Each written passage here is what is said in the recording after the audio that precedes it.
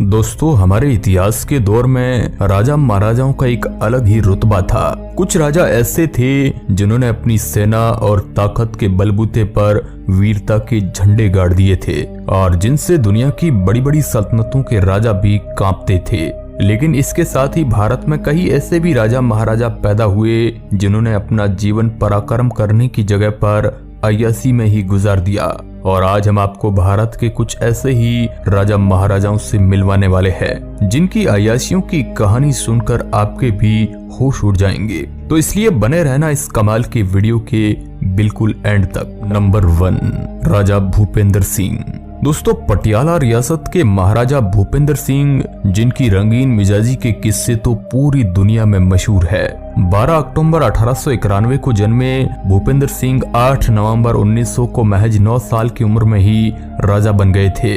हालांकि जब वो 18 साल के हुए तब उन्होंने अपना कार्यभार संभाला था और पटियाला पर 38 सालों तक राज किया। दोस्तों, ऐसा माना जाता है कि पटियाला के महाराजा भूपेंद्र सिंह का सबसे पसंदीदा काम था खूबसूरत औरतों के साथ समय बिताना। ये अपने दिन का ज्यादातर समय खूबसूरत औरतों के साथ ही बिताया करते थे। माना जाता है कि इनकी सबसे बड़ी कमजोरी खूबसूरत औरतें और काम वासना थी और कई दुश्मनों ने भी इस कमजोरी का फायदा भी उठाया था। महाराजा भूपेंद्र सिंह की रंगीन मिजाजी का जिक्र दीवान जर्मनी दास ने अपनी किताब महाराजा में विस्तार से किया है। उनके मुताबिक राजा ने पटियाला में लीला भवन या रंगरलियों का महल बनवाया था, जहां सिर्फ बिना कपड़ों के ही लोगों को एंट्री मिलती थी। वैसे तो भूपेंद्र सिंह ने 5 शादियां की थी, लेकिन माना जाता है कि उनके पास 300 से भी ज्यादा रखेल थी और उनको रखने के लिए वह एक हरम का इस्तेमाल करते थे, जिसमें इन सबको साथ में रखा जाता था। आप इनके अय्यासियों का अंदाजा इस बात से लगा सकते हैं कि इन्होंने फ्रेंच ब्यूटिशियन, प्लास्टिक सर्जन और ऐसे कई लोगों को रखा हुआ था जो औरतों को इनके हिसाब से तैयार करते थे। इसके साथ ही इन्हें दारू पीना भी बहुत ज्यादा पसंद था। ये हफ्ते में कई बार नग्न लड़कियों के साथ स्विमिंग पूल में मदिरा सेवन करते हुए मिल जाते थे। ये इनका सबसे प्रिय काम था। इसी के साथ ये बहुत ज्यादा अमीर भी थे। नंबर 2, मीर उस्मान अली खान। दोस्तों, निजाम उस्मान अली खान आसफ जहां बेहद अमीर थे। इतने अमीर की कहा जाता है कि जब भारत आजाद हुआ तो देश का कुल राजस्व करीब 1 अरब डॉलर था और निजाम के पास 2 अरब डॉलर की संपत्ति थी। इतने अमीर की वो करीब 1340 करोड़ रुपए के हीरे का इस्तेमाल पेपर वेट की तरह करते थे। और सोचिए, ये राजा बस उसके नीचे पेपर रखने के लिए उसका इस्तेमाल करते थे। और उस वक्त ये ऐसे बड़े लोगों में से एक थे जो कि प्लेन का इस्तेमाल कर सकते थे। उस वक्त ये एक ऐसी चीज थी जो कि प्राइम मिनिस्टर जैसे बड़े पद वाले ही लोग इसके बारे में सोचते थे।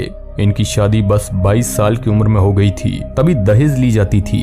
लेकिन उन्होंने दहेज लेने की जगह पर उल्टे लड़की के परिवार वालों को सोना दान किया और सोने की कीमत इतनी ज्यादा थी कि आपको यकीन नहीं होगा। एक्सपर्ट्स के हिसाब से इन्होंने करीब 128 किलो सोना भेंट के रूप में दे दिया था। हालांकि उस टाइम सोना इतना महंगा नहीं था, लेकिन उस समय के हिसाब से बहुत महंगा था। लेकिन अगर आज के भाव में बात करें तो इसकी कीमत करीब 51 करोड़ रुपए के आसपास होगी। इनकी 8 से भी ज्यादा शादियां हुई थी और इससे इनके करीब 34 बच्चे थे। लेकिन ये बस कानूनी तौर से माना जाता है कि इनके करीब 45 से ज्यादा बच्चे थे और उस समय में कई औरतें भी इनके बच्चे की मां होने का दावा करती थी। ये अपनी जिंदगी बड़े ही ऐशो आराम से गुजारना पसंद करते थे। खानदानी रईसी की वजह से इन्हें किसी भी बात की चिंता नहीं थी। नंबर 3, महारानी गायत्री देवी। गायत्री देवी जयपुर की महारानी थी, लेकिन प्यार से लोग इन्हें जयपुर की राजमाता कहा करते थे। इनका जन्म लंदन में हुआ था और लगभग अपने बचपन का ज्यादातर हिस्सा इन्होंने लंदन में ही गुजारा। लेकिन ये जहाँ पर भी रही वहाँ ये कई नौकर चाकर के बीच और बड़े बड़े राजमहल में ही पली बड़ी है। माना जाता है कि जयपुर में जो राजमहल है उसमें करीब 500 से ज्यादा नौकर थे जो कि बस इनकी सेवा के लिए लगाए गए थे। इनके माता पिता दोनों बहुत ही बड़े परिवार से ताल्लुक रखते थे, जिसकी वजह से बचपन से ही इनके काफी रहीशी के शौक थे। इन्हें गाड़ियां और शिकार करना बहुत ज्यादा पसंद था। माना जाता है कि इनके पास मर्सिडीज, रोल्स रॉयस जैसी कार होने के साथ साथ एक एयरक्राफ्ट भी था। इसी के साथ महारानी को घुड़सवारी से भी बहुत ज्यादा प्यार था। इन्हें बहुत ही ज्यादा अच्छा घुड़सवार भी माना जाता है और साथ में ये पोलो जैसे मशहूर गेम भी खेलती थी। फिर 1940 में इनकी शादी जयपुर के महाराजा के साथ हुई थी, जिसके बाद वो जयपुर की तीसरी महारानी बन गई थी। पर दुर्भाग्यवश इनके पति और इनके बेटे की मृत्यु हो गई और इसके बाद ये कभी भी उस हादसे से उभर नहीं सकी। नंबर 4, शाहजहां। दोस्तों शाहजहां का नाम लगभग हर एक व्यक्ति जानता होगा और ये अपने पैसे किस तरीके से खर्च करते थे ये मुझे आपको बताने की जरूरत नहीं है, क्योंकि आप भी जानते होंगे कि उन्होंने अपनी एक प्यार की निशानी बनाने के लिए अपनी आधी से ज्यादा संपत्ति लगा दी थी।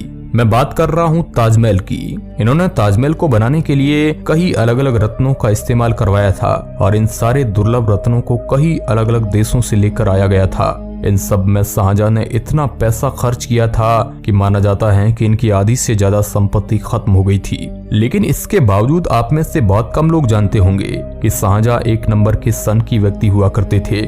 आपने आज तक शाहजहां और मुमताज के प्यार की कहानी सुनी होगी, लेकिन आप नहीं जानते होंगे कि मुमताज की मौत शाहजहां के 14वें बच्चे को जन्म देते हुए ही हुई थी। दरअसल शाहजहां को मुमताज सबसे ज्यादा पसंद थी, इसलिए उन्होंने अपनी दूसरी किसी भी रानी के साथ बच्चे पैदा नहीं किए और इतने सारे बच्चों को एक के बाद एक जन्म देने की वजह से मुमताज को काफी गंभीर बीमारी हो गई थी और इसी वजह से उनकी मौत हो गई। और मरने से पहले माना जाता है कि मुमताज ने कहा था कि आप मेरे बाद किसी भी औरत से शादी मत करना।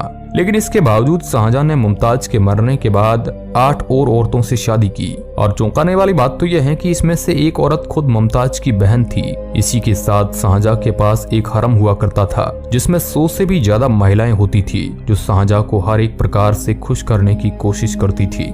नंबर 5, किशन सिंह।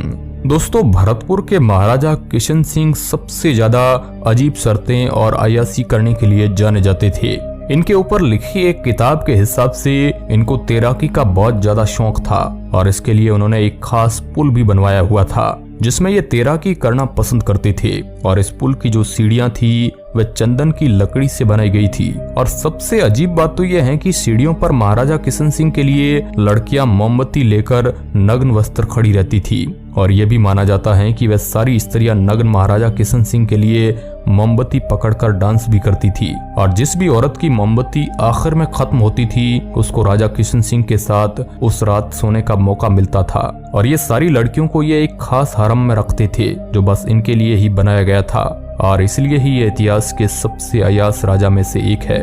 बचपन से ही बहुत बड़े परिवार में जन्मे किशन सिंह को गाड़ी और शिकार का बहुत ही शौक हुआ करता था। नंबर 6, सर मोहम्मद रसूल खान। दोस्तों मोहम्मद रसूल खान जूनागढ़ के नवाब हुआ करते थे। इनको अपनी जिंदगी में कुत्तों से बहुत ज्यादा प्यार था, इसी वजह से इनके पास करीब 800 से भी ज्यादा कुत्ते थे और हर एक कुत्तों को रखने के लिए इनके पास अलग से कमरे भी मौजूद हुआ करते थे। लोगों का कहना है कि इनको कुत्ते इतने ज्यादा पसंद थे कि इनको अपने हर एक कुत्ते का नाम भी मालूम था और जब भी कोई कुत्ता बीमार होता था तो वह उसे सबसे बेस्ट ब्रिटिश डॉक्टर के पास ही लेकर जाया करते थे और उसका इलाज करवाया करते थे। इसी के साथ जब उनका कोई कुत्ता मर जाता तो एक दिन के लिए शोक सभा भी रखी जाती।